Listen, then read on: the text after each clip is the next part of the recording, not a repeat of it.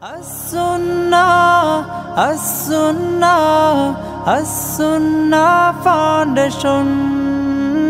As-Sunnah, As-Sunnah, As-Sunnah Foundation. আসসালামু আলাইকুম ওয়া রাহমাতুল্লাহি ওয়া বারাকাতুহু। ইন্নাল হামদুলিল্লাহ ওয়াস সালাতু ওয়াস সালামু আলা রাসূলিল্লাহ ওয়া আলা আলিহি ওয়া আসহাবিহি ওয়া মান ওয়ালাহু আম্মা বাদ। সুপ্রিয় দর্শক শ্রোতা ভাই বোন, দেশ কিংবা প্রবাস যে যেখান থেকে দেখছেন, আপনাদের সকলকে সাদর আমন্ত্রণ জানাচ্ছি আস-সুন্নাহ ফাউন্ডেশন স্টুডিও থেকে। আপনারা দেখছেন আস-সুন্নাহ ফাউন্ডেশন আয়োজিত সাপ্তাহিক সরাসরি প্রশ্ন উত্তরমূলক অনুষ্ঠান শরঈ সমাধানের 268তম পর্ব। প্রিয় দর্শক, অন্যান্য দিনের মতো আজও ইনশা আল্লাহ তাআলা আপনাদের সঙ্গে আমি থাকছি ঘণ্টাব্যাপী। আপনাদের করা জীবন জিজ্ঞাসার উত্তর দেওয়ার চেষ্টা করব কোরআন এবং হাদিসের আলোকে। ওয়ামা তৌফিকি ইল্লা বিল্লাহ। আপনার যে কোনো জীবন জিজ্ঞাসামূলক প্রশ্ন এই পোস্টের মন্তব্যের ঘরে লিখুন, আমরা ইনশাআল্লাহ আপনার প্রশ্ন উত্তর দেওয়ার আপ্রাণ চেষ্টা অব্যাহত রাখব। প্রিয় দর্শক, আপনারা এই লাইভ অনুষ্ঠানটি দেখতে পাচ্ছেন আমাদের ভেরিফাইড ফেসবুক পেজ থেকে, As Sunnah foundation verified Facebook page থেকে, এবং আমাদের ইউটিউব চ্যানেল এবং অন্যান্য পেজ এবং চ্যানেলসমূহে একযোগে। আপনাদের যে কোনো জীবন জিজ্ঞাসামূলক প্রশ্ন এই লাইভে যদি উত্তর আপনারা না পান, তাহলে অনুগ্রহ করে অপেক্ষা করবেন। আমাদের অ্যাডমিনগণ শনি এবং রবিবার অফিস টাইমে রিপ্লাইয়ের মাধ্যমে আপনাদেরকে উত্তর দেওয়ার চেষ্টা করবেন। এছাড়াও আস-সুন্নাহ ফাউন্ডেশনের অফিসিয়াল নম্বরে যে সপ্তাহের যে কোনো দিন অফিস টাইমে ফোন করে আপনার প্রশ্ন উত্তর জানার চেষ্টা করতে পারেন। সেখানে বিদগ্ধ ওলামা ইকরাম আপনাদের প্রশ্ন উত্তর দেবার জন্য প্রতিদিনই অফিস টাইমে অপেক্ষমান থাকেন। এছাড়া দাম্পত্য কলহ অথবা এ জাতীয় কোনো বিষয় মীমাংসা কিংবা পারস্পরিক সমাধানের কোনো বিষয় যদি আপনাদের সহযোগিতার প্রয়োজন হয়, সেই জন্য আস-সুন্নাহ ফাউন্ডেশনে ওলামা ইকরাম আপনাদের জন্য অপেক্ষমান থাকেন। সেই সার্ভিসটা আপনারা নিতে পারবেন। চলুন আর বিলম্ব না করে আপনাদের ইতিমধ্যে যে সমস্ত প্রশ্নগুলো আমরা পেয়ে গেছি সে সমস্ত প্রশ্ন উত্তর দেওয়ার পালায় প্রবেশ করি। শুরুতে যে প্রশ্ন আমি দেখতে পাচ্ছি, এক ভাই লিখেছেন, আমি একটি অনলাইন শপের ডেলিভারি ম্যান। অনেক বিল্ডিংয়ের লিফটের সামনে লেখা থাকে ডেলিভারি ম্যানের লিফটে ওঠা নিষেধ। ফলে প্রায় ভারী পণ্য নিয়ে 8-10 তলা পর্যন্ত সিঁড়ি বেয়ে উপরে উঠতে হয়। এটা কি বাড়িওয়ালাদের জন্য জায়েজ হচ্ছে? সুন্দর এবং প্রয়োজনীয় প্রশ্ন। এই প্রশ্ন উত্তর আমরা বলতে চাই, জায়েজ এবং নাজায়েজের প্রশ্ন যদি হয় তাহলে আমরা বলবো বিল্ডিং মালিক যিনি, তিনি আসলে তার বিল্ডিংয়ের লিফট ব্যবহারের বিষয়টি কার জন্য অনুমোদন করবেন, কার জন্য করবেন না, এটা একান্ত তার ব্যাপার। যেহেতু ডেলিভারি ম্যান বাহির থেকে আগত অতিথির মতো বা সার্ভিস প্রোভাইডার, সেই হিসাবে তিনি লিফটে না উঠে সিঁড়িতে উঠবেন এরকম নিয়ম করার এখতিয়ার আইনত তিনি রাখেন। অর্থাৎ তিনি এটি করলে সেটি তার জন্য নাজায়েজ বা আপনার অপরাধ হবে না। এটা হলো আইনের কথা। কারণ হলো আমার লিফট আমি তৈরি করেছি, এখানে কে উঠবে না উঠবে সেটা আমি আসলে ঠিক করেই দিতে পারি।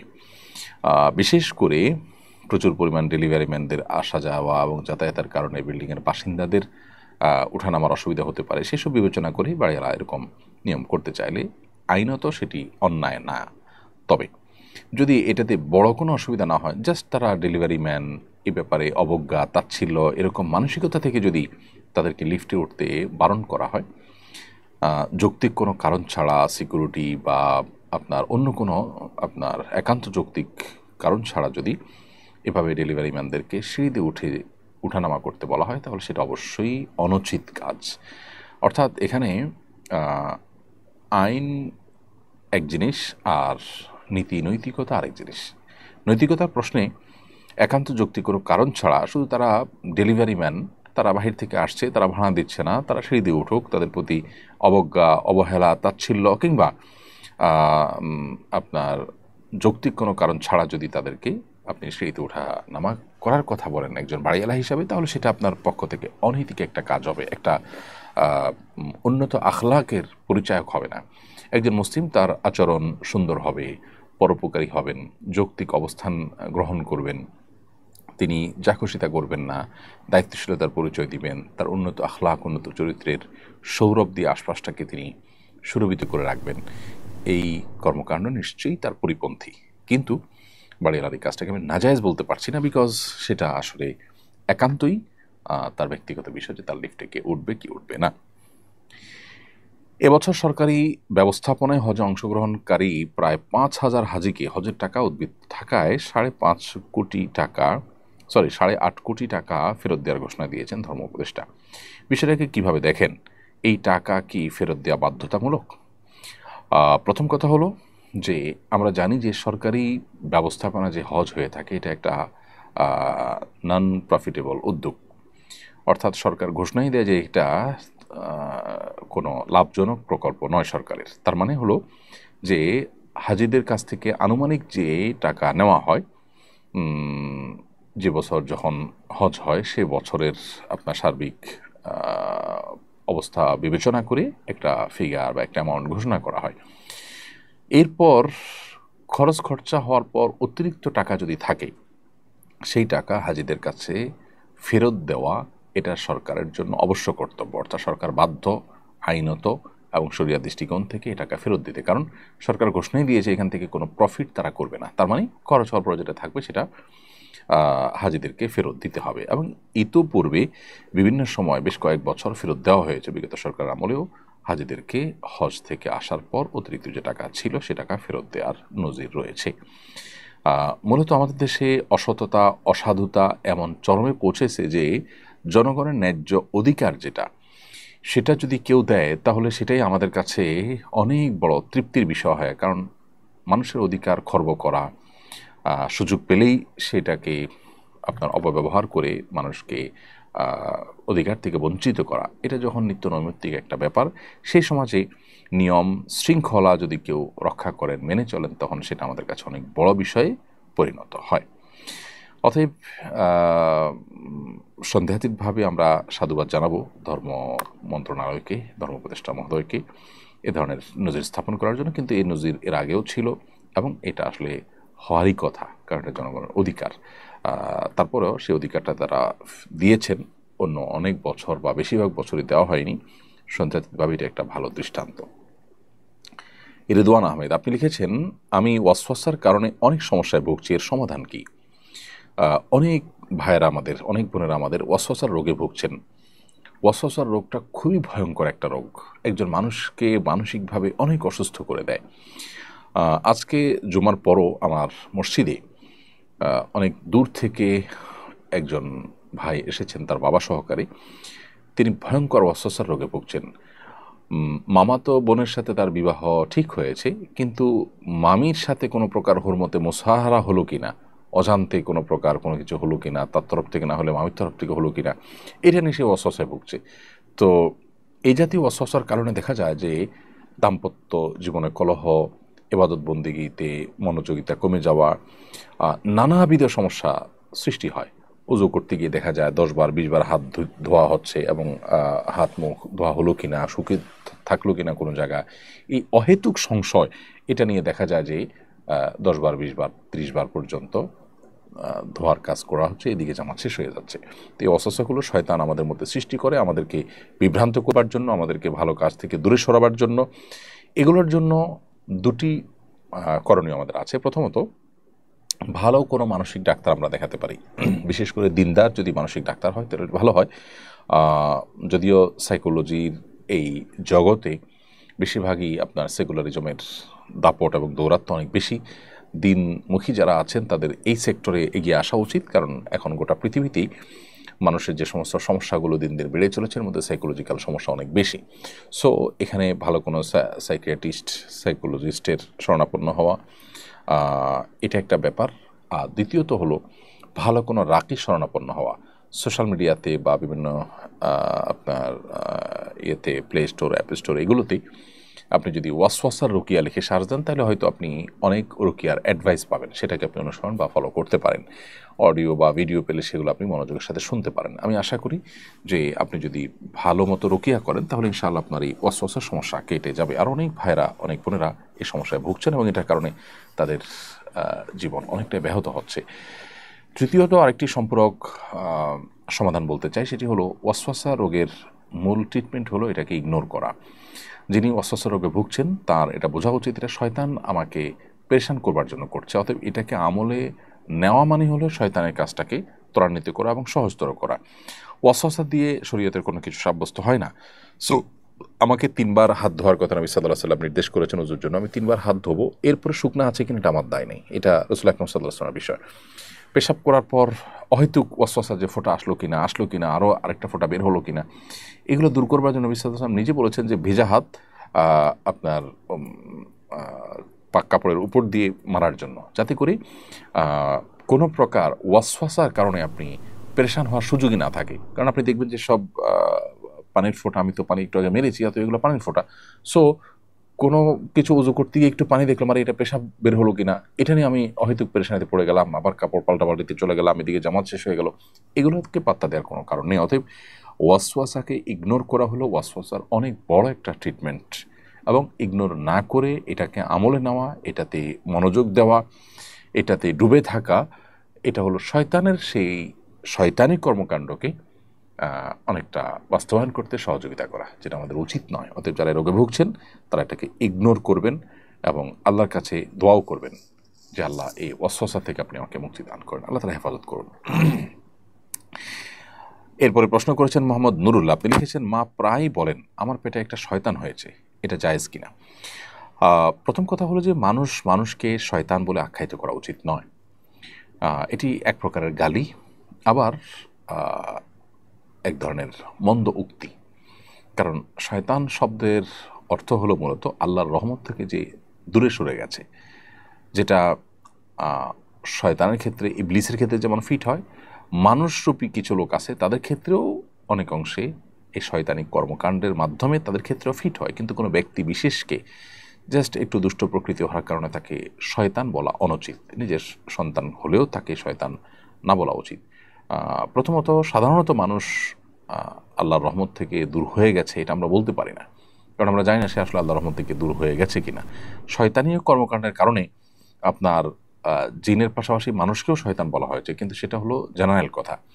আপনার কোনো ব্যক্তি বিশেষকে, কোনো মুসলমানকে শুধু একটু দুষ্ট প্রকৃতি হওয়ার কারণে তাকে আপনি দুষ্ট বলেন, অন্য অনেক কথা বলেন, কিন্তু শয়তান বলবেন না। নবী করিম সাল্লাল্লাহু আলাইহি ওয়াসাল্লাম তিনি লাআন ছিলেন না, অশ্লীল কথা, কটু কথা, বদদোয়ামূলক কথা, এই ধরনের কথা তিনি বলতেন না, গালমন্দ টাইপের কথা এগুলো তিনি বলতেন না। সো সেই সমস্ত জায়গা থেকে ধরনের মন্তব্য না করাই উচিত।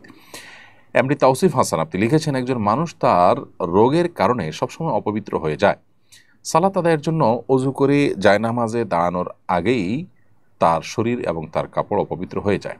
বারবার কাপড় পরিবর্তন করতে গিয়ে তার সালাত আদায়ের ইচ্ছাটাই নষ্ট হয়ে যায়। এমত অবস্থায় ওই রোগীর করণীয় কী? বারবার তো এরকম ব্যক্তির পোশাক পরিবর্তন করার দরকার নেই, বরং এরকম অনবরত যখন শরীর থেকে নাপাক বের হতে থাকে, এরকম ব্যক্তি প্রত্যেক ওয়াক্তের জন্য অজু করবেন। অজু করার পর ওই ওয়াক্তের মধ্যে যত খুশি তিনি নামাজ পড়বেন, তেলাওয়াত করবেন, এবং ওই অজুতেই তিনি করবেন। এর মধ্যে ওই নাপাক বস্তু যতবার বের হবে তাতে তার অজু ভঙ্গ হবে না।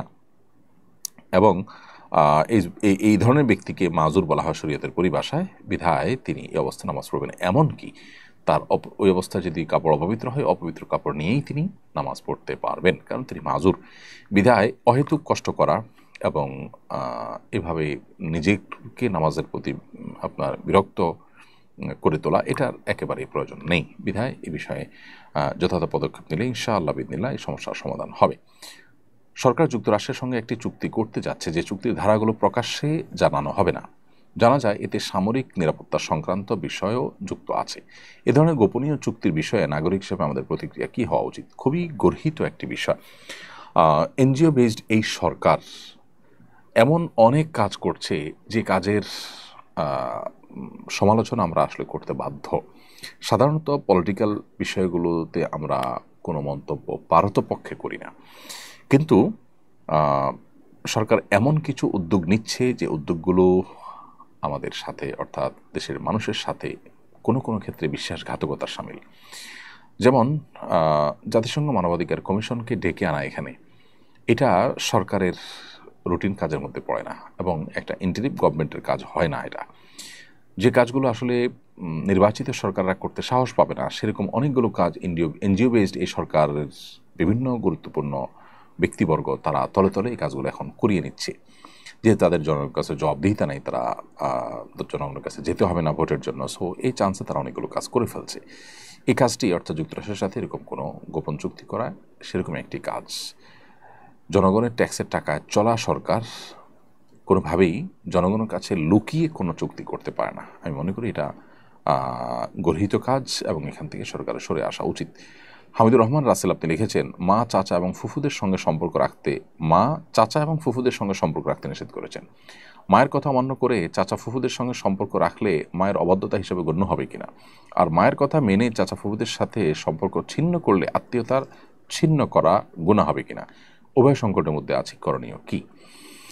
প্রথম কথা হলো, চাচা এবং ফুফু এরা আপনার রক্ত সম্পর্কীয় আত্মীয়, খুব কাছের আত্মীয়।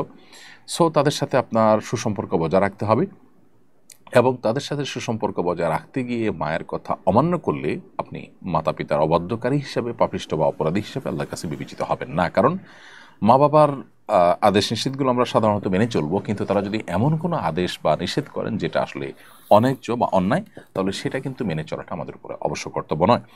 নবী করিম সাল্লাল্লাহু আলাইহি ওয়াসাল্লাম একটি হাদিস আছে, এই বিশুদ্ধ সূত্রে বর্ণিত হয়েছে, মুসনাদ আহমদ আল্লাহ তাআলা থেকে এই হাদিসটি বর্ণিত হয়েছে যে নবী সাল্লাল্লাহু আলাইহি ওয়াসাল্লাম বলেছেন, লা তুআতা লিমাখলুকিন ফি মাসিয়াতিল খালিক আও ফি মাসিয়াতিল্লাহ।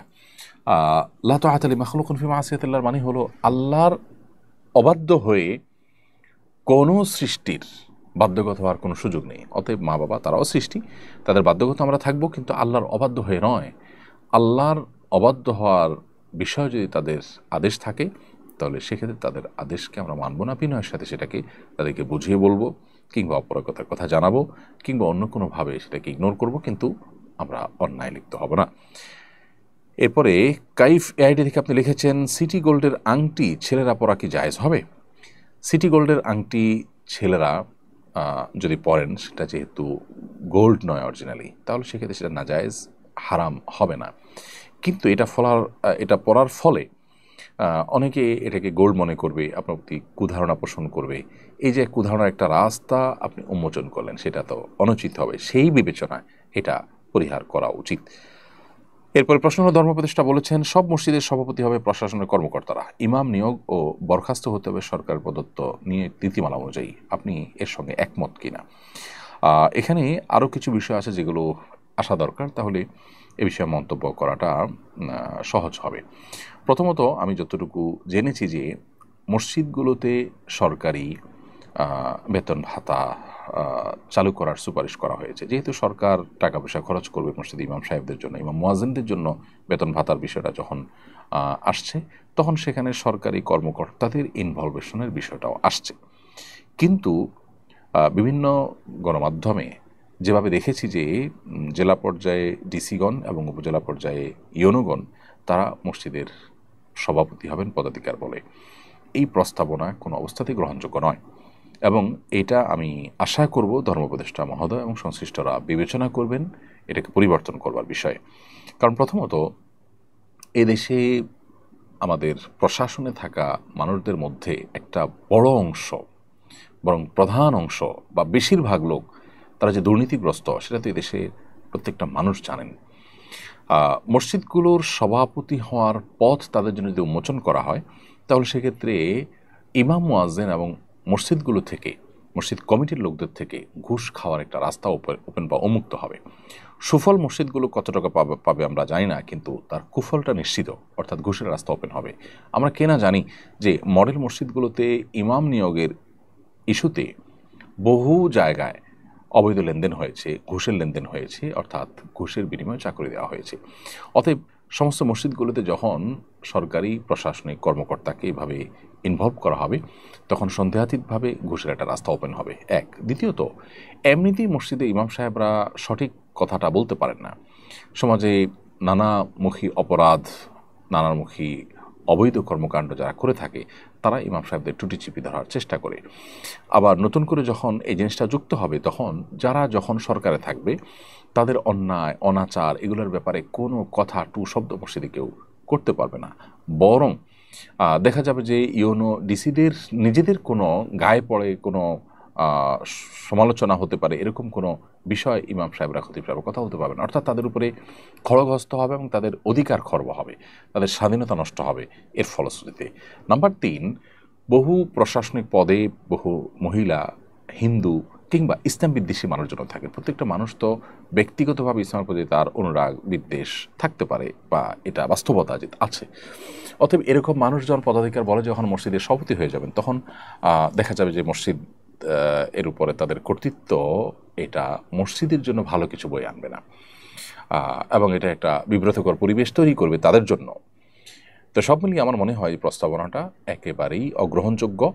এখানে বিকল্প একটা প্রস্তাবনা আমরা দিতে পারি, সেটা হলো যে এমন হতে পারে যে ইউনো এবং ডিসিগণ তারা মসজিদ কমিটিগুলোকে অ্যাপ্রুভ করবেন। সেক্ষেত্রেও ঝামেলা আছে যে অ্যাপ্রুভ করতে গিয়ে তারা আবার পলিটিক্যাল চিন্তা করে, পলিটিক্যাল বিবেচনায় শুধুমাত্র কমিটি অ্যাপ্রুভ করেন কিনা। তবে তাদের ইনভলভেশন যদি থাকে একান্ত, সেটা যাতে কোনোভাবে মসজিদের সাধারণ যে গতিপথ আছে সেটা যেন বন্ধ না করে, রুদ্ধ না করে, সে বিষয়টিকে চূড়ান্ত করতে হবে, নিশ্চিত করতে হবে। তা না হলে এটা ভালো জিনিস হবে না। এর বাইরে এমনি ইমাম নিয়োগের বিয়োগের যে নীতিমালা করা হয়েছে, সেটা সন্দেহাতীতভাবে একটি ভালো উদ্যোগ। মসজিদের সভাপতি হতে হলে ন্যূনতম ধর্মীয় যোগ্যতা থাকতে হবে, এটা বড় নির্ধারণ করা উচিত। বিষয়ক প্রশাসনিক কর্মকর্তারা এই ক্রাইটেরিয়াতে অটোমেটিক বাদ পড়ে যাবেন এবং তারা কোনো যোগ্যতাতেই মসজিদের সভাপতি হতে পারেন না। এরপর শরীফুল ইসলাম আপনি লিখেছেন, আমার ভাবি তার আপন বোনের মেয়ের সাথে আমার বিয়ে দিতে চান, কিন্তু আমার ভাই এবং বাবা রাজি হচ্ছেন না। ওনারা বলছেন এটা হারাম। উত্তর দিলে উপকৃত হব। ভাই শরীফুল ইসলাম, এটা তারা ভুল বলছেন। আপনার ভাবির বোন কিংবা আপনার ভাবির বোনের মেয়ে আপনার জন্য মাহরাম নন, বিধায় তার সাথে আপনার পর্দা যেমন করতে হবে, একইভাবে তাকে আপনি বিয়ে করতে পারবেন। সেক্ষেত্রে আপনার ভাই হয়তো আপনার খালু শ্বশুর হয়ে যাবেন সম্পর্কে, তাতে কোনো অসুবিধা নেই। অতএব আপনার ভাবির বোনের মেয়েকে আপনি বিবাহ করাতে শরীআই কোনো বাধা নেই। আপনার বাবা বা ভাই বা পরিবারের লোকজন যারা এটাতে বাধা দিচ্ছেন, তাদেরকে দক্ষ কোনো আলেমের কাছে নিয়ে যান এবং তাদের সংশয়কে দূর করবার চেষ্টা করেন। নাসরিন বিনতে সাহাব আপনি লিখেছেন, চ্যাটজিপিটির মাধ্যমে ইসলামের বিভিন্ন বিষয় জানতে চাই, সেখানে যেসব উত্তর দেওয়া হয় তার উপর নির্ভর করা যাবে কি না। প্রথম কথা হলো যে চ্যাটজিপিটি অনলাইনে যা পায় সেখান থেকে কালেকশন করে দেয়। তো অনলাইনে যা কিছু আছে তার সব কিছু তো সঠিক নয়। অতএব চ্যাটজিপিটি বা এআই এই সমস্ত টুলগুলো ব্যবহার করে আপনি শরীআই প্রশ্ন, বিশেষ করে হালাল হারাম, ইমান আকিদা, এই জাতীয় গুরুত্বপূর্ণ বিষয়গুলোকে আপনি সেখান থেকে জেনে আমল করার চেষ্টা করবেন না, এটা ভুল হবে। কারণ হলো সেখান থেকে সঠিক জিনিসটা যেমন পেতে পারেন, ভুলটাও পেতে পারেন। তাছাড়া এই জাতীয় অ্যাপগুলো যে আমাদের সবসময় সঠিক উত্তর দেয় তা কিন্তু না। আমি যেটা বলছিলাম যে অনলাইনে যা কিছু আছে সেখান থেকে তারা কালেক্ট করে আমাদেরকে তথ্য দেয়। সো আপনি তাদের কাছ থেকে যদি তথ্য নেন এবং এটার উপর নির্ভর করেন, তাহলে সেক্ষেত্রে আপনি ভুল সিদ্ধান্তে উপনীত হতে পারেন। এজন্য যদি সেখান থেকে কোনো কিছু পান, সেটা যদি ক্রস চেক করে আপনি সঠিক বেঠিক যাচাই করে নিতে পারেন, তাহলে সেটা ঠিক আছে। আর না হলে সেটা ঠিক হবে না। কারণ মোহাম্মদ বিন সিরিন রাহিমাহুল্লাহ বলেছেন, ইন্না হাদাল ইলমা দীন ফানজুরু আম্মান তাখুযুনা দীনাকুম। নিশ্চয়ই কোরআন হাদিস ভিত্তিক যে ইলম, এই যে নলেজ, ইসলামিক নলেজ, এটা কিন্তু দ্বীনের অংশ, এটা আমাদের ধর্মের অংশ। অতএব এই দ্বীন বা আমাদের ধর্ম আমরা কোত্থেকে গ্রহণ করছি সেটা ইম্পর্টেন্ট। সো আপনি যাত্রার থেকে সেটা গ্রহণ করতে পারেন না, যেখানে ভুলের সম্ভাবনা থাকবে, সঠিক ভুল যে কোনোটা হতে পারে, এরকম জায়গা থেকে গ্রহণ করা সঠিক হবে না। সেই জায়গা থেকে চ্যাটজিপিটি বা এআই এগুলো থেকে কোনো মাসআলা আপনি জানতে পারেন না। হ্যাঁ, তারা আপনাকে তথ্য দিল, একটা হাদিস, দলিল, প্রমাণ, ওলামাদের ফতোয়া, এগুলো রেফারেন্স দিল, সেটাকে আপনি চেক করলেন যে হ্যাঁ সঠিক দিয়েছে কিনা।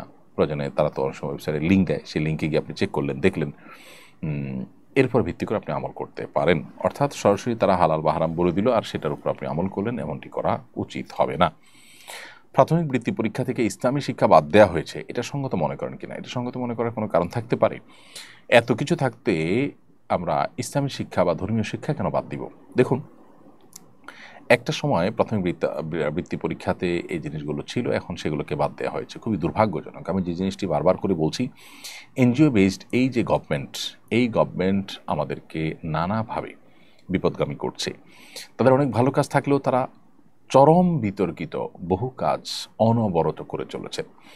এবং এর মধ্যে ইসলাম বিদ্বেষী যে অংশটা আছে, তারা এই চান্সে ইসলাম বিদ্বেষের যত দিক হতে পারে তার সবগুলোকে তারা রাষ্ট্রযন্ত্র ব্যবহার করে স্টাবলিশ করার চেষ্টা করে যাচ্ছে। বিশেষ করে শেষ মুহূর্তে তাদের এই প্রচেষ্টাটা ভয়ঙ্কর রূপে বেড়েছে। বিধায় এগুলোর বিরুদ্ধে আমাদের কথা বলা উচিত এবং আমাদের সচেতন হওয়া উচিত। এমনিতে আমাদের সমাজে তরুণরা, কিশোররা বকে যাচ্ছে, নানাভাবে নৈতিক অধঃপতন চরমে পৌঁছেছে। এরকম একটা পরিস্থিতি এসে যেখানে ধর্মীয় শিক্ষাকে বাধ্যতামূলক করা দরকার, নৈতিক শিক্ষাকে আরও গুরুত্ব দেওয়া দরকার, সেখানে এটাকে বাদ দেওয়া এটা খুবই অনাকাঙ্ক্ষিত এবং আনএক্সপেক্টেড একটি কাজ। এ কাজ যারাই করছেন, যারা এর সাথে জড়িত আছেন, তারা অন্যায় করছেন এবং আমি মনে করি যে তাদের এই অন্যায় থেকে বিরত থাকা উচিত। সাইম ইসলাম আপনি লিখেছেন, হাঁটু এবং কোমরের সমস্যা থাকলে চেয়ারে বসে নামাজ পড়া যাবে কি না? ভাই সাইম ইসলাম, হাঁটু এবং কোমরে যদি এত বেশি অসুবিধা থাকে, এত বেশি অসুস্থ থাকে এবং ব্যথা থাকে যে আপনি রুকু সেজদার জন্য যে মুভমেন্ট সেটা করতে পারেন না, কোনোভাবে অসহনীয় কষ্ট হয়, অসুস্থ হয়, তাহলে সেক্ষেত্রে আপনি চেয়ারে বসে নামাজ আদায় করতে পারবেন। আর যদি সমতলে বসে বসে সালাত আদায় করার সুযোগ থাকে তাহলে সেটা আপনি করবেন।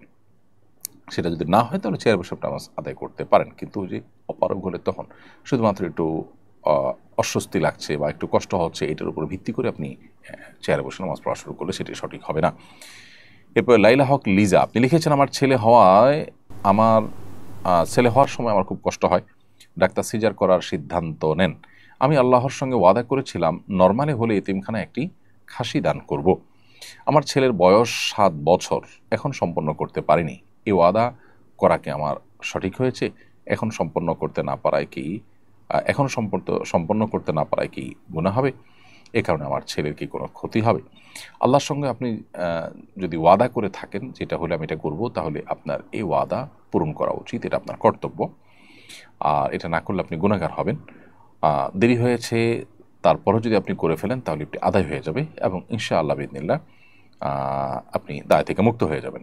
কিন্তু এর ফলশ্রুতিতে আপনার সন্তানের ক্ষতি হবে কিনা সেটা অবশ্য এর সাথে প্রাসঙ্গিক বিষয় নয়, কারণ সন্তান তো এখানে কোনো অন্যায় করেনি, অতএব তার এখানে লাভ ক্ষতির বিষয় নেই। ক্ষতি যা হওয়ার আপনার হবে, আপনি গুনাহগার হবেন এবং আল্লাহর সঙ্গে কৃত ওয়াদা এটা পূরণ করা উচিত।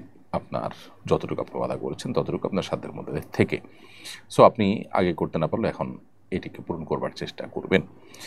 জঙ্গিবাদ নিয়ে আবারও মেইনস্ট্রিম ও সোশ্যাল মিডিয়া আলোচনা হচ্ছে, অনেকে বিষয়টাকে সন্দেহের চোখে দেখছেন। এ বিষয়ে আপনার দৃষ্টিভঙ্গি কী? প্রথম কথা হলো যে পশ্চিমা সাম্রাজ্যবাদীদের অনেক বড় একটা অস্ত্র হলো মুসলমানদেরকে জঙ্গিবাদের তকমা দেওয়া, ট্যাগ দেওয়া।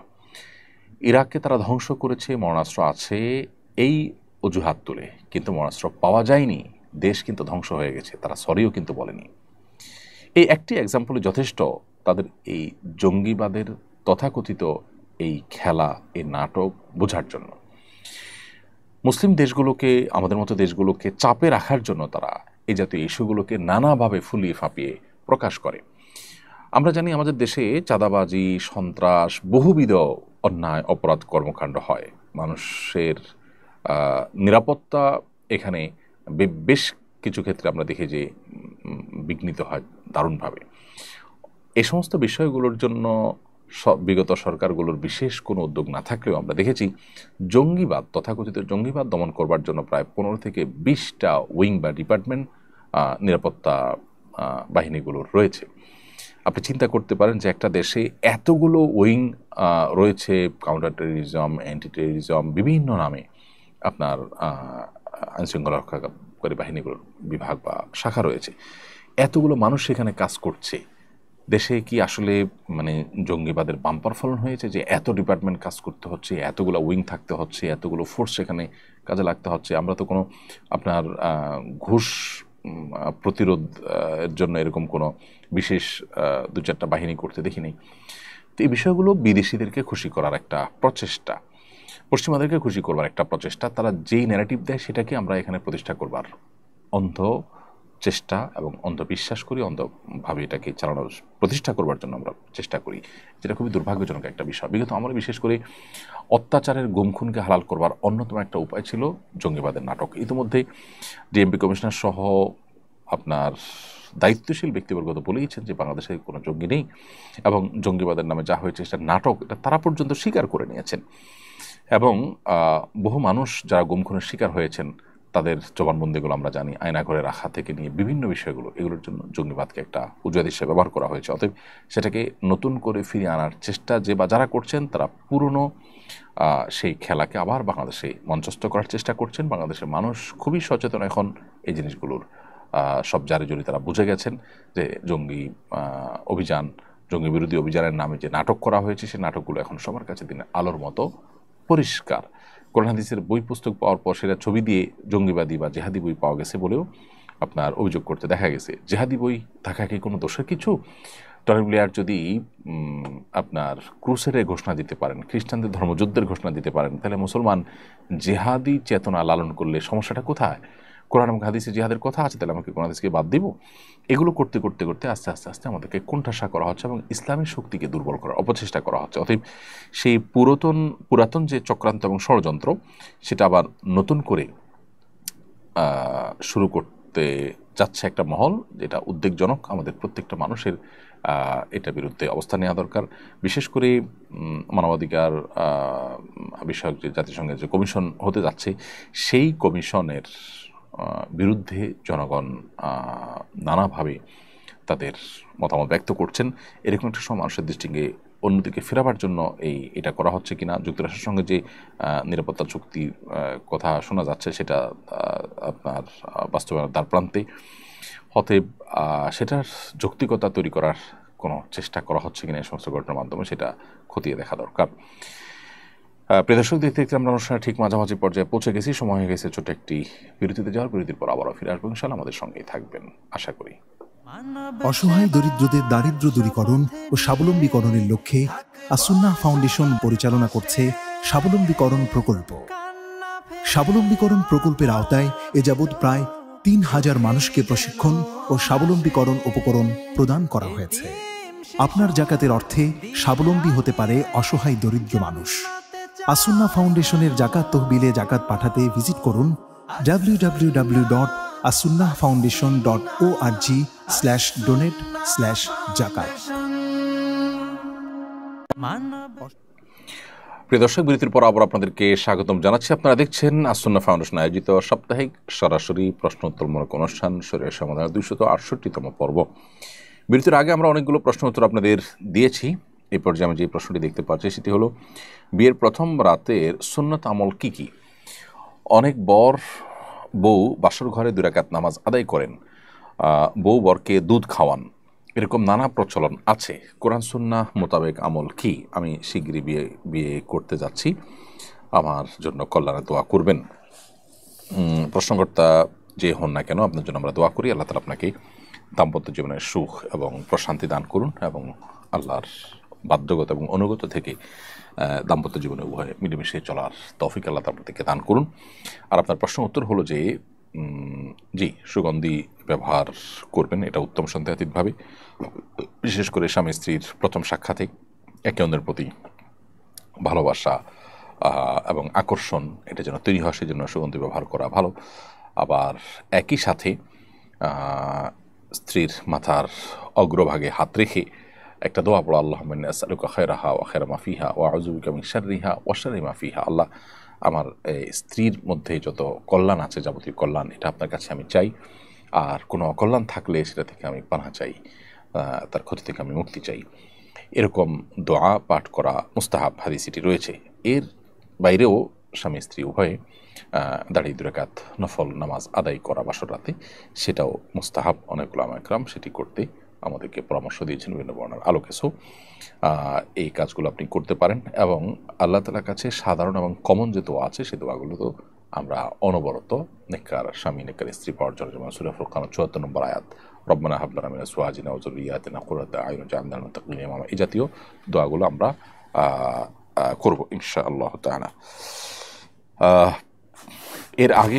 এরপরে প্রশ্ন করেছেন হাফেজ কারি জুবায়ের। আপনি লিখেছেন, দ্বিতীয় বিয়ের কনের সঙ্গে বিয়ের সময় এই মর্মে চুক্তি হয় যে বর বউয়ের কোনো আর্থিক দায় দায়িত্ব পালন করবে না। এই শর্তের ভিত্তিতে বিয়ে করা জায়েজ হবে কিনা? বিয়ে হয়ে গেলে আর্থিক দায়িত্বের বিধান কি? এই টাইপের বিয়েকে এখন আরব বিশ্বগুলোতে বিশেষ করে জাওয়াজে মিসিয়ার তারা বলে, বা মিসিয়ার বিয়ে হিসাবে তারা আখ্যা দেয়।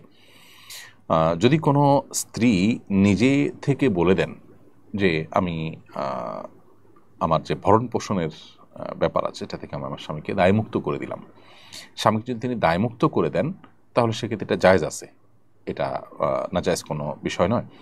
আমরা নবী করিম সাল্লাল্লাহু আলাইহি ওয়াসাল্লাম স্ত্রীদের মধ্যে একজন স্ত্রীর ক্ষেত্রে আমরা জানি যে তিনি নবী সাল্লাল্লাহু আলাইহি ওয়াসাল্লামকে তার হক আদায়ের ক্ষেত্রে তার যে অন্য স্ত্রীদের সাথে সমান্তরালভাবে তার যে সাথে রাত্রি যাপন করা, তার সঙ্গে দিন কাটানো, এটার যে দায় নবী সাল্লাল্লাহু আলাইহি ওয়াসাল্লামের ছিল স্বামী হিসাবে তার প্রতি, এটা থেকে তিনি নবী সাল্লাল্লাহু আলাইহি ওয়াসাল্লামকে মুক্ত করে দিয়েছেন এবং নবী সাল্লাল্লাহু আলাইহি ওয়াসাল্লাম সেটাকে অ্যাকসেপ্টও করেছেন। অতএব বিয়ের আগে থেকে যদি এরকম কোনো শর্ত দেওয়া হয় এবং উভয় যদি সেটার উপর সম্মত হয় তাহলে সেটি জায়েজ রয়েছে। এরপরে প্রশ্ন করেছেন যে ভাই, তিনি লিখেছেন ইসরায়েল থেমে নেই, একদিকে গাজাবাসীর উপরে হামলা অব্যাহত রয়েছে, অন্যদিকে সিরিয়ার দিকে হাত বাড়িয়েছে, এ অবস্থা মুসলিম রাষ্ট্রপ্রধান ও জনগণ থেকে কি প্রত্যাশা করেন? দেখুন, গাজা ইস্যুতে আমরা তো আল্লাহর কাছে ক্ষমার অযোগ্য অপরাধ করে ফেলেছি, কি প্রত্যাশা করব? প্রত্যাশার কোনো জায়গা আছে আমাদের? মুসলিম দেশগুলো চরমভাবে ব্যর্থ হয়েছে, তারা ন্যূনতম কোনো দায়িত্ব পালন করতে তারা পারেনি, সক্ষম হয়নি। প্রতিবাদের যে শক্তিটুকু তারা ব্যয় করতে পারতেন, যেটুকু তাদের সাধ্যে ছিল সেটুকু তারা করতে পারেন নাই। নানা কারণে তাদের পিছুটান, দুনিয়ার চিন্তা, আল্লাহর প্রতি ঈমানের দুর্বলতা এবং স্বার্থপরতার মানসিকতা, এই বিষয়গুলো তাদেরকে তাদের দায়িত্ব থেকে অনেক দূরে সরিয়ে রেখেছে। আল্লাহ তাআলা আমাদেরকে মাফ করুন, গাজাবাসীদেরকে উদ্ধার করুন, আমাদেরকে আমাদের দায়িত্ব আল্লাহ তাআলা আদায় করার তৌফিক দান করুন এবং এই যে ওয়ালা পারা মুসলিমদের পরস্পরের জন্য ভালোবাসা, বৈরিতা, পরস্পর আল্লাহর জন্য ভালোবাসা, বৈরিতা এবং মুসলমানদের পরস্পরের প্রতি আন্তরিকতা, সৌহার্দ্য, এটা যেন ইমানের দাবি, ইমানের সাথে রিলেটেড একটা গুরুত্বপূর্ণ বিষয়। এর আলোচনা, এর পর্যালোচনা আমাদের সমাজে ব্যাপকভাবে বাড়াতে হবে। আল্লাহ তাআলা আমাদেরকে এই অপরাধকে মাফ করুন, এই জাতীয় অপরাধকে আল্লাহ তাআলা মাফ করুন, ক্ষমা করুন এবং আমাদেরকে আমাদের দায়িত্বকে যথাযথভাবে পালন করার তৌফিক দান করুন। সাইম ইসলাম আপনি লিখেছেন, ঘুমানোর সময় লুঙ্গি টাকনুর নিচে পরা যাবে কি না? ঘুমানোর সময় লুঙ্গি টাকনুর নিচে যদি চলে যায় তাহলে তাতে কোনো অসুবিধা হবে না। বিগত সপ্তাহে সম্ভবত এই প্রশ্নটি এসেছিল এবং এর উত্তর আমরা দিয়েছিলাম। সাধারণ স্বাভাবিক অবস্থাতে একজন পুরুষের লুঙ্গি, পাজামা, প্যান্ট, চাদর, জুব্বা এগুলো টাকনুর নিচে যেন না যায় সেটা খেয়াল রাখতে হবে। হাদিসে কঠোরভাবে নিষেধ আছে। শোয়ার পরে যদি সেটা চলে যায় তাহলে সেটা আসলে মানুষের একে তো ইচ্ছার বাহিরে, দ্বিতীয়ত এটা সাধারণ এবং স্বাভাবিক অবস্থা নয়, যার কারণে এতে কোনো গুনাহ হবে না ইনশাআল্লাহ তাআলা। তবে স্বাভাবিক অবস্থাতে টাকনুর নিচে যেন আমাদের লুঙ্গি, পাজামা, প্যান্ট ইত্যাদি না যায় সেই দিকটা আমাদেরকে খেয়াল রাখতে হবে। রোকেয়া বিনতে হেলাল আপনি লিখেছেন, মুরগির গলার ভেতরে যে সাদা রগগুলো থাকে ওইগুলোকে ফেলে দিতেই হবে, ইসলাম কি এ ব্যাপারে নিষেধাজ্ঞা? ইসলামে কি এ ব্যাপারে নিষেধাজ্ঞা আছে? আপনার হাড্ডির ভেতরে এবং আপনার গলার রগের ভিতরে, গলার হাড্ডির ভিতরে যে সাদা রগের মতো থাকে এগুলো খাওয়াকে মাকরুহ বলেছেন উলামায়ে হানাফ। যদিও এটা হাম্বলি ফকিহগণ বা সৌদি আরবের উলামায়ে কেরাম এটাকেও খাওয়া জায়েজ বলেন, এটাকে হারাম অবশ্য কেউ বলেন না, তবে মাকরুহ বলেছেন উলামায়ে আহনাফ। বিভিন্ন ফতোয়ার কিতাবগুলোতে সেটি রয়েছে। এমনি মিজানুর রহমান আদনান আপনি লিখেছেন, এআই দিয়ে তৈরি নারীদের ছবি কি পুরুষের জন্য দেখা জায়েজ, আর পুরুষদের ছবি কি নারীদের জন্য দেখা জায়েজ কিনা? ভাই মিজানুর রহমান, এআই দিয়ে তৈরি করা নারীদের ছবি পুরুষদের জন্য দেখা জায়েজ হবে না। যদিও সেই নারী রিয়েল কোনো নারী নয়, কিন্তু একজন পুরুষের জন্য একজন নারীর দিকে অবলোকন করা, গায়রে মাহরাম নারীর দিকে দৃষ্টিপাত করাটা যে কারণে হারাম সেই কারণটি এখানে বিদ্যমান আছে। এখানে তার মনের মধ্যে বাজে চিন্তা আসা, কল্পনা জল্পনা হওয়া, তার চরিত্র নষ্ট হওয়া, এই কারণগুলো এখানে বিদ্যমান আছে। ফলশ্রুতিতে এরকম ছবি দেখা থেকে একজন পুরুষকে বিরত থাকতে হবে। এজন্য এ ধরনের ছবি ক্রিয়েশন করাও উচিত নয় বা ক্রিয়েট করা উচিত নয়। আবার এর বাইরে কোনো পুরুষের ছবি যদি তৈরি করা হয় তাহলে নারীদের জন্য পুরুষদের দিকে দেখাটা সর্বাবস্থায় সাধারণভাবে হারাম বা নিষিদ্ধ নয়। এটার যদিও উলামায়ে কেরামের একাধিক মত আছে, কিন্তু বিশুদ্ধ মত হলো ফিতনার আশঙ্কা না থাকলে নারীরা পুরুষদের দিকে তাকাতে পারে। তো সেই দৃষ্টিকোণ থেকে বা সেই হিসেবে এখানে পুরুষের কোনো ছবি আইডি তৈরি করা থাকলে কোনো নারীরা সেদিকে দেখতে পারে। তবে একেবারে পার্সোনাল পার্টস বা একান্ত ব্যক্তিগত অঙ্গ প্রত্যঙ্গ যেগুলো, সতর যেগুলো, সেগুলো দেখা জায়েজ হবে না কোনো অবস্থাতেই। আমাদের বিয়ের 1 মাস হয়েছে, এখনও শারীরিক কোনো সম্পর্ক হয়নি। হাজব্যান্ড চাচ্ছেন আমরা যখন একসাথে ঢাকায় শিফট হব তখন সন্তান নেওয়ার ব্যাপারে ভাবব, যাতে এর আগে কোনো ঝামেলা না হয়। এখন আমরা দুজন আলাদা ডিস্ট্রিক্টে আছি, এই অবস্থায় আমাদের জন্য জন্ম নিয়ন্ত্রণ করা জায়েজ হবে কি না। প্রথম কথা হলো যে এই ধরনের কোনো প্রতিবন্ধকতা, যেটাকে আপনি প্রতিবন্ধকতা মনে করছেন যে এখন বাচ্চা হলে দুজন দু জায়গায় আসি ঝামেলা হবে, তাহলে আমরা একসাথে থেকে তখন বাচ্চা নেব, এই জন্য ওই পর্যন্ত আমরা জন্ম নিয়ন্ত্রণ করব, এই কারণটা শরিয়া গ্রাহ্য কোনো কারণ নয়। শরিয়ার দৃষ্টিকোণ থেকে জন্ম নিয়ন্ত্রণ তখনই করা যেতে পারে যখন এটা সাময়িক সময়ের জন্য হয় এবং এটার ফলে বাচ্চা কিংবা বাচ্চার বাবা বা মায়ের শারীরিক অসুবিধা তৈরি হওয়ার আশঙ্কা থাকে কিংবা লালন পালন করবার মতো কোনো পরিবেশ না থাকে। এখন সন্তান হলে সন্তানের মা লালন পালন করবেন এবং একটা সময়ের পর আপনারা ঢাকা চলে আসবেন, নিজেরাই সিদ্ধান্ত নিয়েছেন, তাহলে এখন আপনারা যেখানে আছেন না কেন বা আপনি যেখানে থাকেন না কেন সেখানে সন্তান লালন পালন করাটা এমন বিষয় নয় যে এখানে অসম্ভব। হ্যাঁ, 2টা বা 3টা সন্তান আছে, ছোট ছোট, এখন আরেকটা সন্তান হলে কোনো কাজের লোক নাই, একা লালন পালন করা কঠিন হয়ে যাবে, এটা একটা বাধা হতে পারে, যুক্তি হতে পারে। কিন্তু এবারে প্রথম সন্তান, আপনি নিজের সন্তান নিজে লালন পালন করতে পারবেন আলহামদুলিল্লাহ, সুস্থ স্বাভাবিক মানুষ হলে এটা আপনার জন্য অসম্ভব বা অসাধ্য নয়। বিধায় সন্তান এই মুহূর্তে হলে দুজনের মধ্যে ভুল বোঝাবুঝি হতে পারে, এটা একেবারেই একটা দূরবর্তী যুক্তি, এটা খোঁড়া একটা যুক্তি, এটা কোনো গ্রহণযোগ্য যুক্তি নয়, যার কারণে এর ভিত্তিতে আপনারা জন্ম নিয়ন্ত্রণ করতে পারবেন না। জন্ম নিয়ন্ত্রণটা মৌলিকভাবে কোনো জায়েজ বিষয় নয়, বরং শর্ত সাপেক্ষে সেটি জায়েজ হয়। আল্লাহ তাআলা আমাদেরকে বিবাহের মাধ্যমে, দাম্পত্য সম্পর্কের মাধ্যমে মানব ধারা পৃথিবীতে অব্যাহত রাখবার নির্দেশ দিয়েছেন। বিধায় এখানে নিয়ন্ত্রণটা করা যাবে শর্ত সাপেক্ষে, সাধারণ অবস্থায় নয়। আর আপনি যে অজুহাতের কথা বলেছেন সেই অজুহাত আসলে শরিয়া গ্রাহ্য অজুহাত নয়। রোশনা আক্তার আপনি লিখেছেন, আমি একজন চাকরিজীবী, আমার স্বামীর ইনকাম আমার চেয়ে কম, তাই সে আমার বেতন পুরোটাই সংসারে খরচ করে, আমার খারাপ লাগে, এতে কি আমার স্বামীর পাপ হবে? বোন রোশনা আক্তার, আপনি আপনার উপার্জনের পুরোটা স্বামীর সংসারে খরচ করতে বাধ্য নন, বরং আপনি সামান্যটুকুও খরচ করতে বাধ্য নন। আপনার স্বামীর ইনকাম আপনার চেয়ে কম দেখে আপনার ভেতরে পুরোটা সংসারে খরচ করার অধিকার তার নাই। আপনি বিনয়ের সাথে তাকে বোঝাতে পারেন, আমাদের এই ভিডিও ক্লিপ তাকে শোনাতে পারেন, কিংবা অন্য কোনো আলেমের শরণাপন্ন হয়ে তাকে বোঝাতে পারেন। নিজে সরাসরি বললে অসুবিধা মনে করলে অন্য কাউকে দিয়ে তাকে বলতে পারেন, এবং আপনি বিনয়ের সাথে তাকে বাধা দিতে পারেন, অথবা আপনি কিছু টাকা রেখে দিতে পারেন যে আমি কিছু টাকা রাখছি, সব খরচ করতে চাচ্ছি, এটা বলা আপনার রাইট আছে। এতে তিনি যদি ভুল বোঝেন সেটা একান্তই তার ত্রুটি, আপনার ত্রুটি নয়। তারপরও আপনি যদি পুরাটা তার সংসারে, স্বামীর সংসারে খরচ করতে চান, আপনি সন্তুষ্টির সাথে করতে চান, এটা আপনার ব্যাপার। কিন্তু আপনি যে বলেছেন যে আপনার খারাপ লাগে, তার মানে আপনি সন্তুষ্ট নন। এমন অবস্থায় আপনার স্বামীর এই কাজটা অন্যায়। আপনি খোলামেলা তাকে বলে আপনার যতটুকু প্রয়োজন আপনি রাখা, বা যতটুকু আপনি স্বামীকে দিতে চাচ্ছেন, যতটুকু দেওয়া, এই ডিসিশনটা আপনাকে নেওয়া উচিত স্বামীকে বলে। ইসরায়েলি পণ্য আলেমরা ব্যবহার করতে নিষেধ করেছেন, কিন্তু এরকম একটি পণ্য আমার জন্য বিদেশ থেকে একজন আত্মীয় উপহার পাঠিয়েছেন, এখন করণীয় কি? টাকা দিয়ে ওলামা ইকরাম এগুলো কিনতে নিষেধ করেন, যাতে করে তাদের প্রত্যক্ষ বা পরোক্ষ কোনো প্রকার সহযোগিতা না হয়, বা তাদের প্রতি আমাদের ঘৃণা প্রকাশের বা অন্যায় কাজকে নিরুৎসাহিত করবার জন্য অন্তত এতটুকু বয়কট আমরা করলাম, সেই জায়গা থেকে ওলামা ইকরাম বলে থাকেন। কিন্তু যদি আপনার কাছে জিনিসটা চলে আসে, কেউ আপনাকে দিয়ে দেয়, তাহলে সেক্ষেত্রে আপনি ব্যবহার করতে অসুবিধা নেই। আপনার মালিকানা চলে আসলে আপনি ব্যবহার করতে পারেন। এরপরের প্রশ্ন হলো, বেনামাজি পিতা মেয়ের বিয়েতে অভিভাবক হতে পারবেন কি না?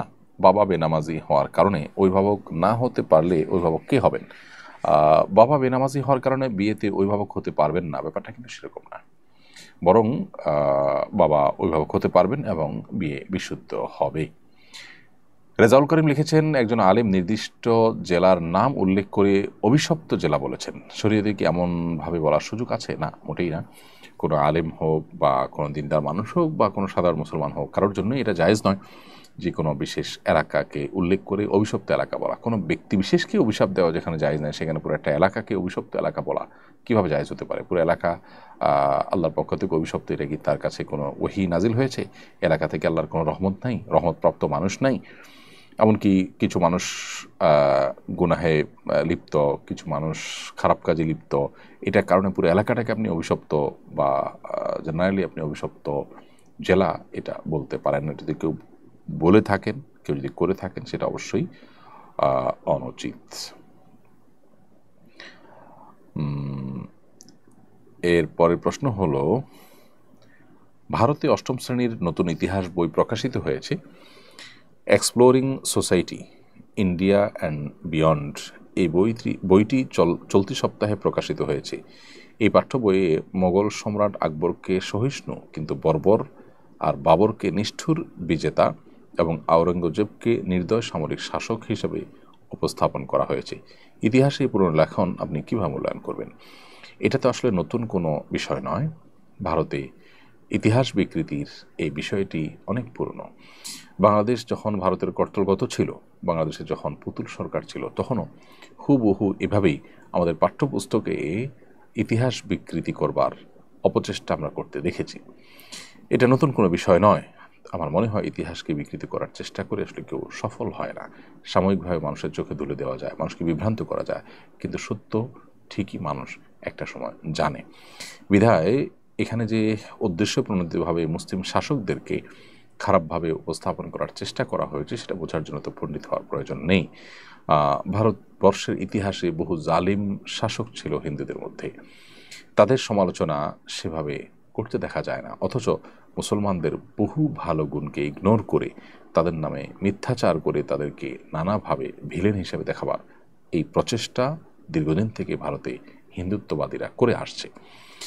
আমরা আশা করব যে সাধারণ মানুষ সে দেশের তারা বিভ্রান্ত হবেন না এবং তারা সঠিক ইতিহাসটা জানার চেষ্টা করবেন, এবং ইতিহাসকে বিকৃত করা বা পুনর্লিখন করা, এর মাধ্যমে ইতিহাসকে পরিবর্তন করার চেষ্টা, এটা আসলে কখনো সফল হয় না, সাময়িকভাবে বিভ্রান্তি তৈরি করতে পারে মাত্র।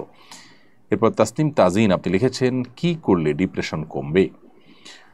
ডিপ্রেশন থেকে রক্ষা পাওয়ার জন্য আমাদের একটা শর্ট ভিডিও আছে ইউটিউব এবং ফেসবুকে, আপনি সেটা দেখে নিতে পারেন। সেখানে আমরা কোরআন হাদিসের আলোকে কিছু পরামর্শ দিয়েছি। প্রথমত, আল্লাহ বলেছেন, আল্লাহ বিযিকরিল্লাহি তাতমাইন্নুল কুলুব, আল্লাহ তাআলার জিকির এটা মানুষ অন্তরকে প্রশান্ত করে। বিধায় অন্য ব্যস্ততা কমিয়ে আল্লাহর সাথে একান্ত যোগাযোগ বাড়ানো, আল্লাহর স্মরণ, আল্লাহর জিকির এটা বৃদ্ধি করা, এটা হবে আপনার ডিপ্রেশন দূর করবার অন্যতম উপায়। দ্বিতীয়ত হলো, ডিপ্রেশন এটা আসলে নৈরাশ্য থেকে আসে। আল্লাহর প্রতি বিশ্বাস যদি কারোর প্রগাঢ় হয়, আল্লাহ রহমান রাহিমিন, আল্লাহ সব কিছু করতে পারেন, এই বিশ্বাস যদি কারোর থাকে, তাহলে তার মধ্যে ডিপ্রেশন কাজ করতে পারে না। বিধায় আমাদের ঈমান, আমাদের আল্লাহর প্রতি বিশ্বাস, আস্থা, এগুলো যদি আমরা বাড়াতে পারি, ইনশাআল্লাহ ডিপ্রেশন কমে যাবে। অর্থাৎ ঈমান এবং তাকওয়ার চর্চা বাড়াতে হবে। তৃতীয়ত, ইস্তেগফার, আল্লাহর কাছে আপনি নিজের গুনাহ এবং পাপাচারের জন্য যদি ক্ষমা প্রার্থনা করেন, তাহলে সেক্ষেত্রে আল্লাহ তাআলা আপনার ডিপ্রেশন এবং দুশ্চিন্তা দূর করে দেবেন। হাদিসে আসছে, নবী সাল্লাল্লাহু আলাইহি ওয়াসাল্লাম বলেছেন, মাল্লাজিমাল ইস্তিগফার জাআলাল্লাহু মিন কুল্লি দিকিন মাখরাজা ওয়া মিন কুল্লি হাম্মিন ফারাজা।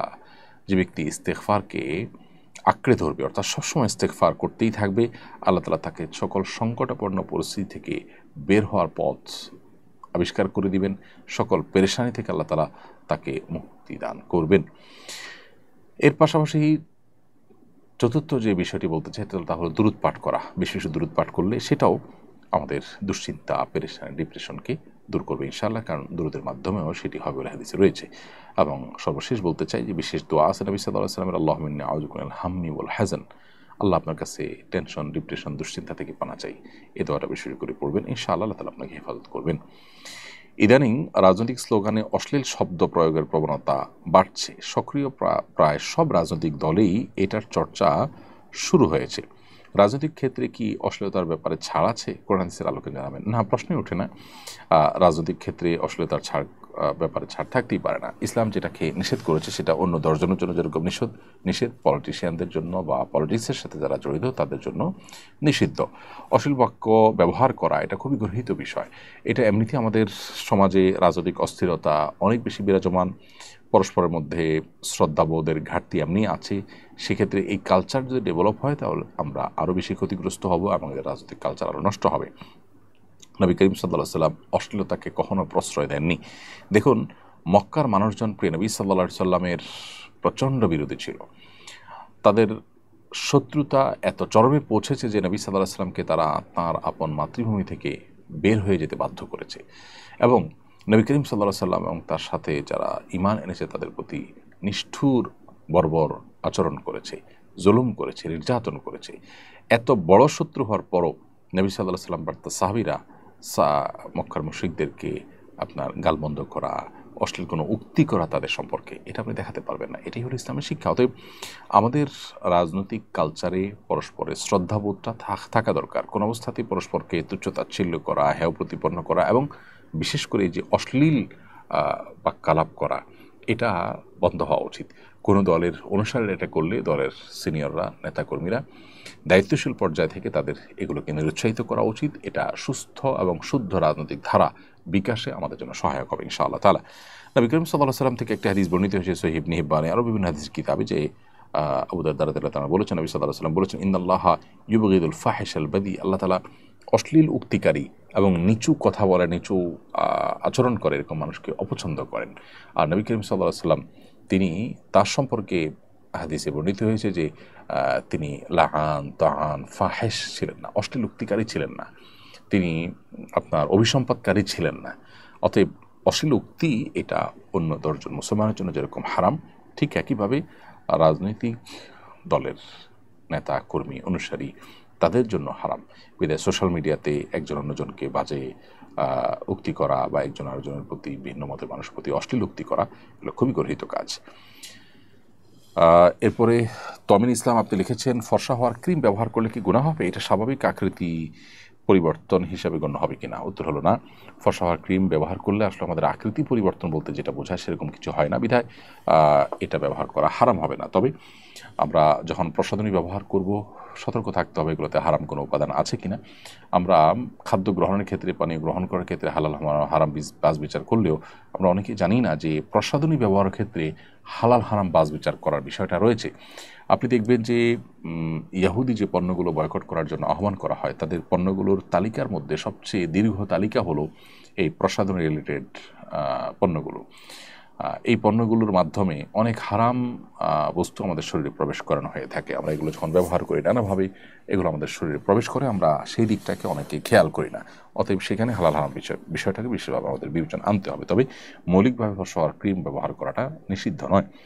আব্দুল্লাহ মাহমুদ আপনি লিখেছেন, আমার মা আমার বাবাকে ডিভোর্স দিয়ে চলে যান যখন আমার বয়স 5 বছর এবং আমার ভাইয়ের 7 বছর চলে। এরপর আমার বাবা আবার বিয়ে করেন। আমার সৎমা খুব ভালো, উনি আমাদের আজকে 14 বছর ধরে খুব যত্ন সহকারে লালন পালন করেন।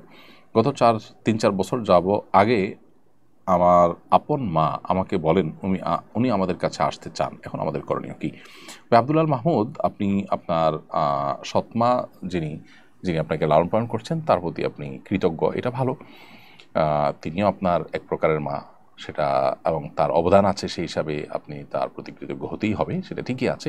কিন্তু যিনি আপনার জন্মদাতা মা, তিনি যদি আপনার প্রতি কোনো অবিচার করে থাকেন, আপনাদের প্রতি কোনো অন্যায় করে থাকেন, তিনি তার জন্য আল্লাহর কাছে দায়ী থাকবেন। কিন্তু সন্তান হিসাবে আপনাদের উচিত তিনি আসতে চাইলে তাকে আসতে দেওয়া বা সেই ব্যবস্থা গ্রহণ করা, কারণ দিন শেষে তিনি আপনার জন্মদাতা মা, আপনার গর্ভধারণকারিণী মা।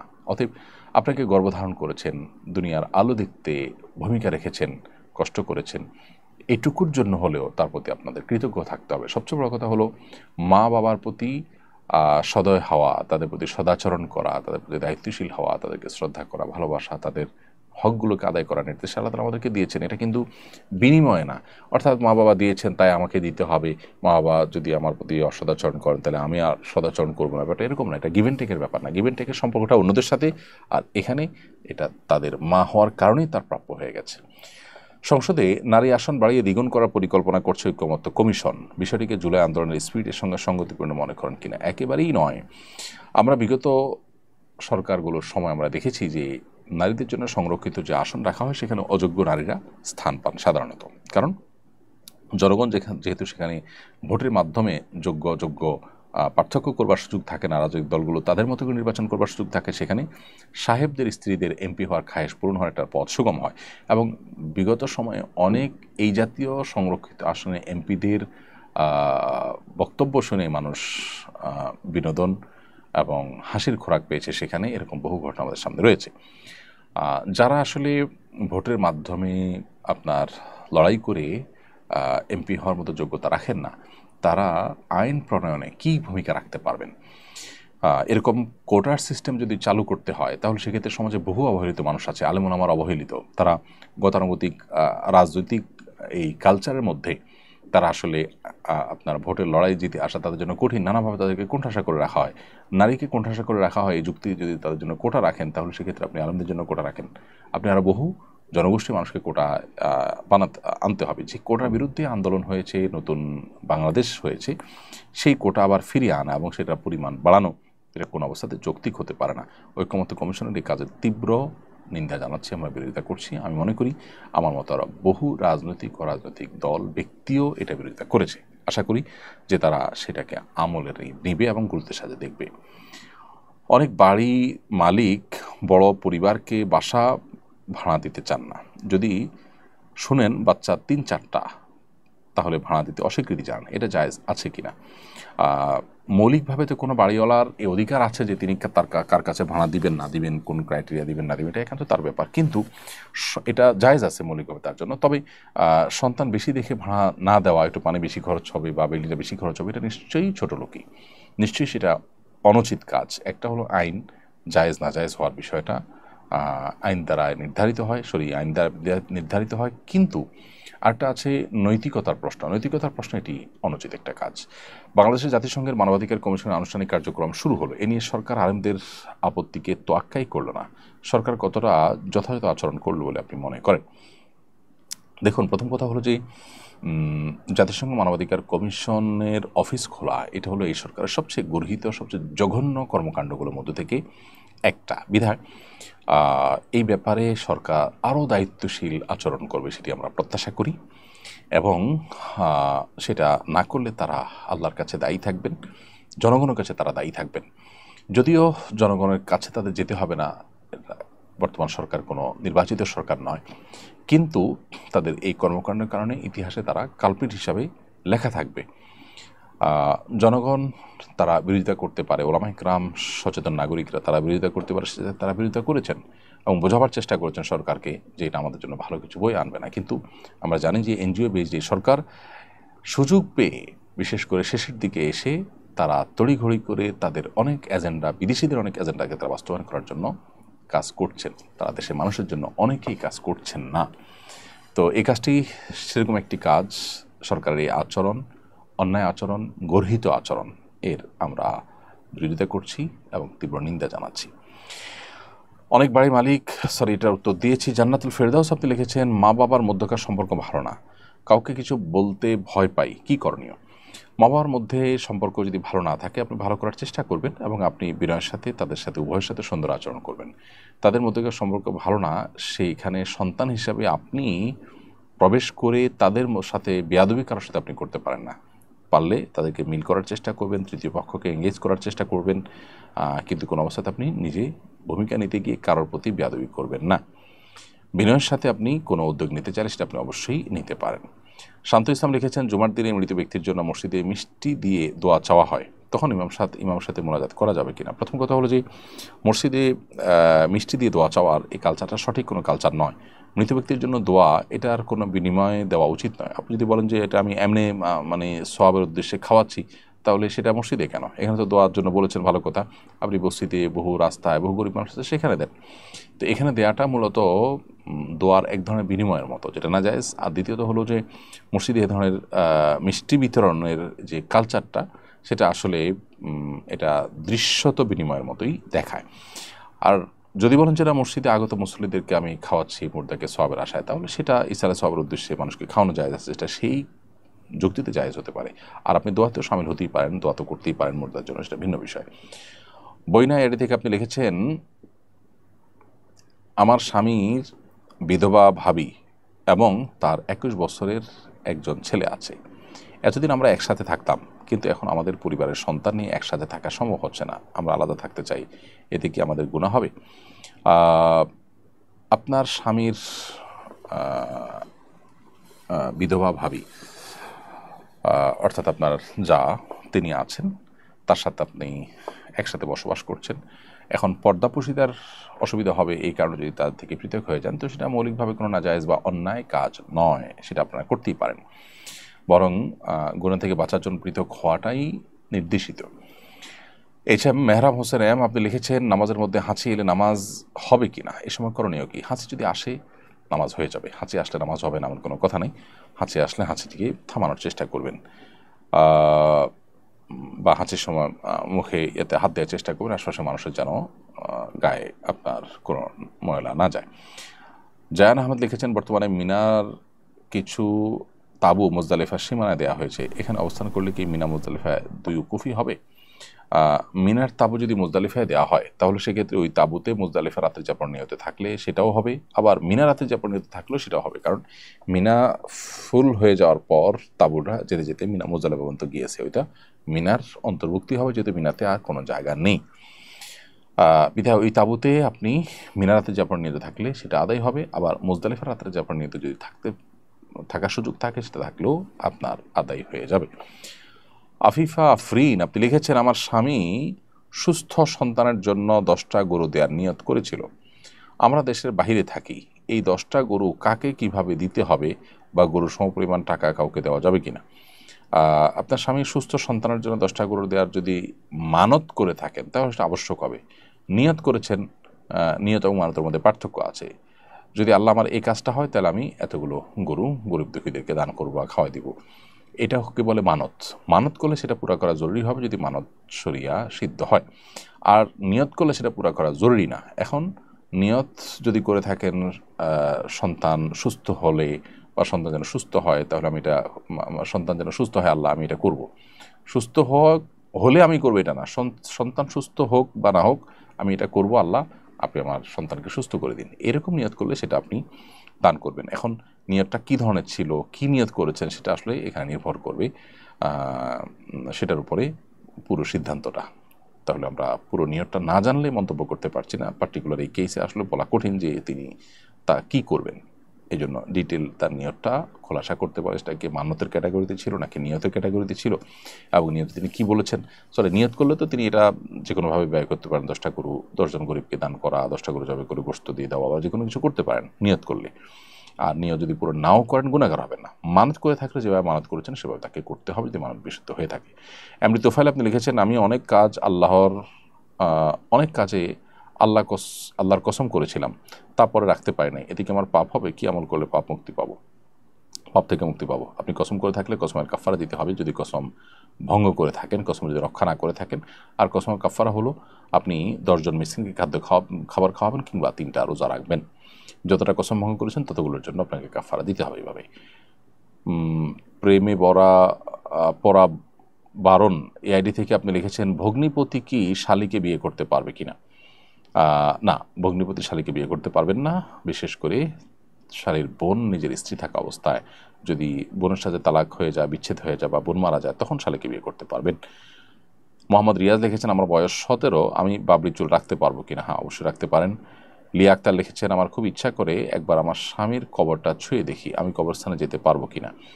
মেয়েদের জন্য কবরস্থানে যাওয়ার পরে ফোকাহে কেরামের বিশুদ্ধ মত হলো যে তারা কবরস্থানে প্রবেশ করবেন না।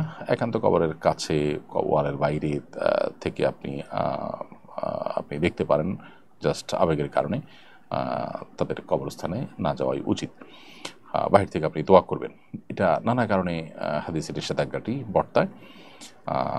এর মধ্যে একটা হলে মেয়েরা অনেক বেশি আবেগী হয়ে পড়েন এবং সেখানে একটা বাজে দৃশ্যের বা অনাকাঙ্ক্ষিত দৃশ্যের অবতারণা হতে পারে, অথবা সেখানে পুরুষরা অনেক বেশি কবরস্থানে যেয়ে থাকেন, সেই ভিড়ের মধ্যে মহিলারা গেলে তাদের প্রাইভেসি নষ্ট হতে পারে। নানা কারণে শরীয়তের এই নিষেধাজ্ঞাটা আরোপ করা হয়ে থাকতে পারে। মমস সিক্রেট এআইডি থেকে আপনি লিখেছেন কসমের কাফারা রোজা কি ধারাবাহিক রাখতে হয় নাকি আলাদা আলাদা রাখলেও চলবে? আলাদা আলাদা রাখলেও চলবে, ধারাবাহিকতার কোনো শর্ত নেই। মহিনুদ্দিন লিখেছেন আমি একজন হিন্দু ভাইকে কিছু টাকা দেনা আছি, অনেক খোঁজাখুঁজি করার পরেও উনি কিংবা ওনার পরিবারের কোনো খোঁজখবর পাচ্ছেন, এখন আমি কী করতে পারি? যদি খোঁজ পাওয়ার কোনো সম্ভাবনা না থাকে আপনি এই টাকা দান করে দেবেন সওয়াবের নিয়ত ছাড়া। আফিয়া ইসলাম লিখেছেন ইন্টারমিডিয়েট পর্যায়ে চতুর্থ বিষয় হিসাবে সংস্কৃত নিয়েছিলাম, কিন্তু কিছু অনুবাদে মনে হচ্ছে হিন্দুদের দেবীকে আল্লাহর সাথে তুলনা করা হয়েছে, এগুলোতে কি গুনাহ হবে? পরিবর্তন করে ফেলা উচিত? ইন্টারমিডিয়েট পর্যায়ে আপনার পড়ালেখা করতে গিয়ে আপনি এই যে পরিস্থিতির শিকার হয়েছেন বলে আপনি বলেছেন, সেগুলো সন্দেহাতীতভাবে বিশ্বাসের জায়গা থেকে করলে তো ইমানে যাওয়ার মতো বিষয় থাকবে। হিন্দু দেবীকে নওয়াজুবিল্লাহ আল্লাহর সাথে তুলনা করার এই বিষয়টাকে আপনাকে ঘৃণা করতে হবে। পরীক্ষার হলে আপনার এটার উত্তর দেওয়া ছাড়া কোনো উপায় নাই, সেই জায়গা থেকে আপনি আপনার যদি লিখে থাকেন তাহলে সেক্ষেত্রে ইমান হয়তো যাবে না, কিন্তু এটা গুনাহ হবে, সন্তানদের আপনার তওবা করা উচিত। পরিবর্তন করার সুযোগ থাকলে তো অবশ্যই পরিবর্তন করে ফেলা উচিত, যেহেতু এখানে গর্হিত কাজ করার প্রয়োজন হচ্ছে। এমকে মাকসুদুর রহমান লিখেছেন, কোনো হিন্দু যদি কোনো মুসলিমকে টাকা দিয়ে বলে তুমি এ টাকা দিয়ে কোরবানি করো, তাহলে এ টাকা দিয়ে কোরবানি করা যাবে কিনা? কেউ যদি টাকা দেয় কোনো হিন্দু, তার থেকে টাকা নেওয়া যেতে পারে, সে যদি গিফট হিসেবে দেয় সেটাকে আপনি কোরবানি করলে করতে পারেন। বিউটি বি এর থেকে লিখেছেন, আমার ফজরের নামাজের পর ঘুম আসে, এর কারণে আমার ক্ষতি হবে কিনা? ফজর নামাজের পরে না ঘুমানোটাই উত্তম, কিন্তু এটা এমন কোনো বিষয় না যার কারণে গুনাহ হবে। লাকি আক্তার লিখেছেন, আমি 3 সন্তানের মা, 3টাই সিজার, আর বাচ্চা নিতে চাইনি কিন্তু আল্লাহ দিয়েছেন, 4 নম্বর সিজার হবে, এখন কি আমি জরায়ু উল্টে দিতে পারবো? কারণ এরপর বাচ্চা হলে লাইফ রিস্ক হবে। প্রথম কথা হলো যে সত্যি এটা লাইফ রিস্ক কিনা সেটা নিশ্চিত হওয়া দরকার। যদি লাইফ রিস্ক একান্ত না হয় তাহলে সেক্ষেত্রে আপনি এমনটি না করে বরং কঠোরভাবে জন্ম নিয়ন্ত্রণ করতে পারেন। আর যদি এটা লাইফ রিস্ক হয়, সেটাই চূড়ান্ত সত্য এবং আপনাকে বেঁচে থাকার প্রয়োজনটা করতেই হয়, বিকল্প কোনো উপায় না থাকে, তাহলে এটা জায়েজ হতে পারে। নাজমুল মিয়া লিখেছেন, বউ কথায় কথায় রাগ করে কি করব? এই জাতীয় ইস্যুগুলো নিয়ে আমাদের অনেক বক্তব্য আছে সোশ্যাল মিডিয়াতে, বিস্তারিত সেগুলো শোনার চেষ্টা করেন। আমরা সংক্ষিপ্ত ভাষণ একেবারে লাইভের শেষের দিকে আমরা স্কিপ করছি। রুবেল লিখেছেন, সরকারি খালের জায়গা ভরাট করে মসজিদ নির্মাণ করা হচ্ছে, এবার ইসলাম কি বলে? সরকারি খালের জায়গা ভরাট করে মসজিদ নির্মাণ করা উচিত হবে না, মসজিদ নিষ্কণ্টক জায়গাতে করার চেষ্টা করা উচিত। আল্লাহর ঘরকে আসামের কাঠগড়া দাঁড় করানো আমাদের উচিত নয়। প্রিয় দর্শক, দেখতে দেখতে অনুষ্ঠানের একেবারে শেষ প্রান্তে এসে আমরা পৌঁছে গেছি, সময় হয়েছে বিদায় নেওয়ার। আমরা আজকের মতো এখানে শেষ করছি। ইনশাআল্লাহ আগামী লাইভ অনুষ্ঠানে দেখা হবে, কথা হবে। সে পর্যন্ত আল্লাহ আমাদের সবাইকে ভালো রাখুন, সুস্থ রাখুন, নিরাপদে রাখুন। হাজা মা ইনদি ওয়াল ইলমু ইনদাল্লাহ ওয়া জাযাকুমুল্লাহু খায়রা। আসসালামু আলাইকুম ওয়া রাহমাতুল্লাহি ওয়া বারাকাতুহু। আসুন্নাহ ফাউন্ডেশন, উম্মার স্বার্থে সুন্নাহর সাথে।